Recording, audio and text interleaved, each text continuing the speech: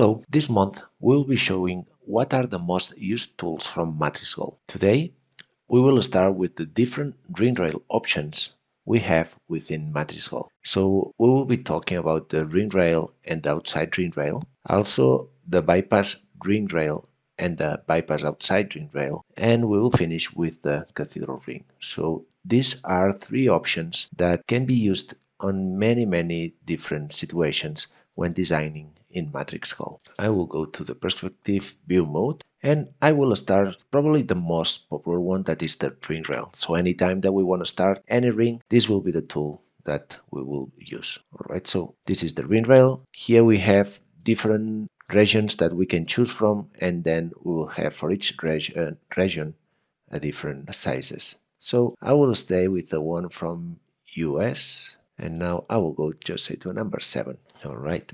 Once I have the ring rail in my viewport, what happens if I click on the outside ring rail? It automatically detects that there is a inside ring rail, and then from this one we can start to make any modification. So we can play with the side thickness, with the bottom thickness, and with the top thickness. Also, you can go to the quick commands and you have this pop-up window that is telling you that if you click on the left button from your mouse, you will get the ring rail, and if you click on the right button of your mouse, you will get the outside ring rail. So let me click on the right button so I get again the outside ring rail. It's worth to mention that this is parametric, meaning that if I go to edit the ring rail and now I just change, I can go from this slider and I start to change the size, the outside ring rail will always follow the inside ring rail.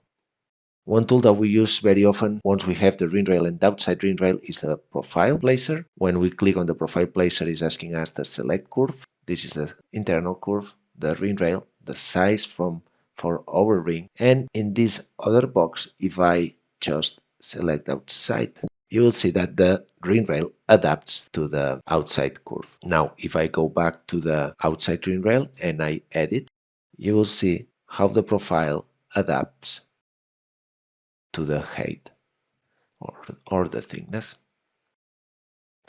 Alright, so this would be the first scenario. Also, it will work with a gem. So if I use the gem and I go to the gem on ring rail, because I'm talking to the ring rail, the gem will follow the ring rail. So again, if I go to the slider and I change the size again, as you can see, the stone always adapts to the ring rail. Alright, so this is the ring rail and outside ring rail. Now let's go for the bypass ring rail. So we will go back to the Tools tab, and now I will select the bypass ring.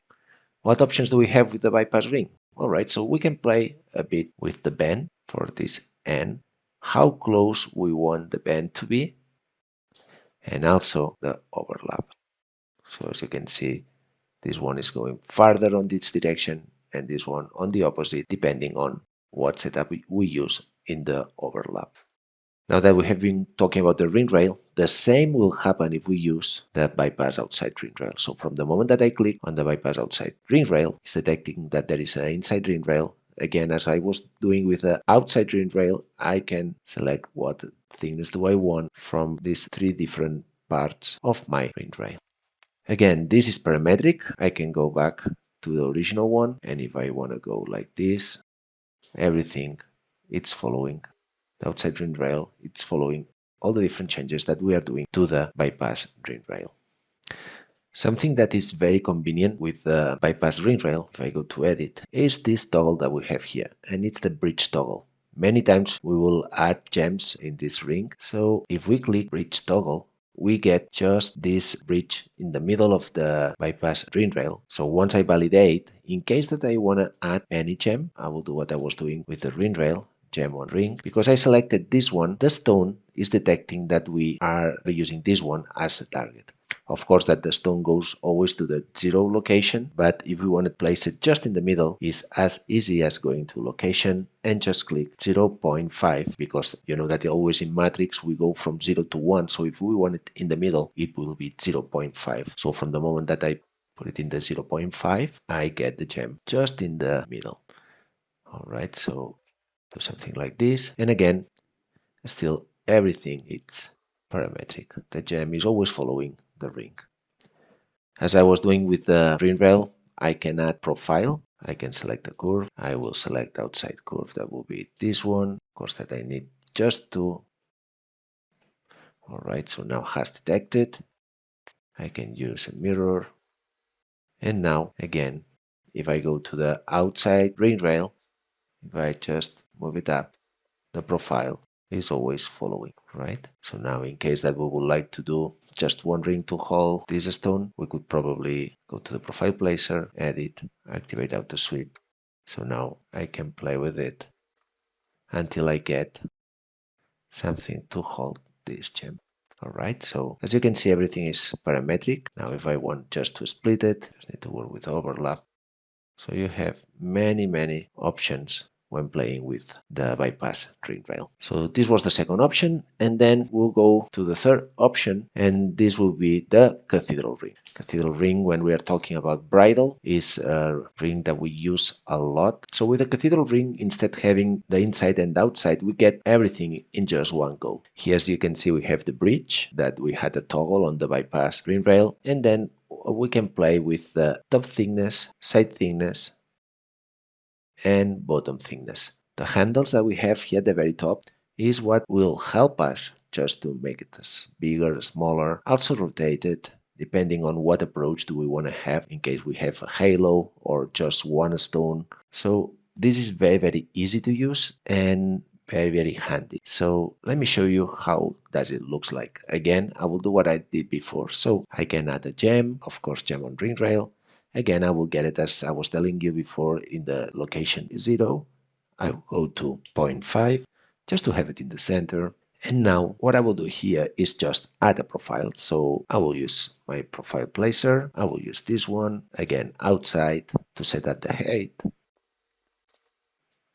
And I will just make it smaller. I will add one here, one in the middle, but to this one, I would say that I want a mirror because now I have, more room to play. So if I want to make this part narrower, just need to do like this. All right, now using the sweep tool that we have in MatrixGold, I could select these ones and say that I want a sweep tool between these guys. All right, and the same I can do with this bridge. So I just need to add one profile matching what I have here. I don't need an outside curve on this one because this will be flat. I will just use a mirror and I will activate auto sweep. I'll make it a bit more narrower. Cool. Now that we have this, depending on what, just say that here you have, let me add just a setting, something like this, just to a point. Once I have something like this, I would be able to go back to the Cathedral Ring rail and just edit. All right. So if I want to move it up to here, I can move it very easy. Also the rotation. Right. So, and if I want it thinner from this area, I just need to go to the Cathedral Ring again, and I just need to make it thinner from here. All right. So it's very dynamic, and this is a tool that you will use very often. All right, so we have gone through the most popular ring tools that we have. I hope you like it. Thanks for watching.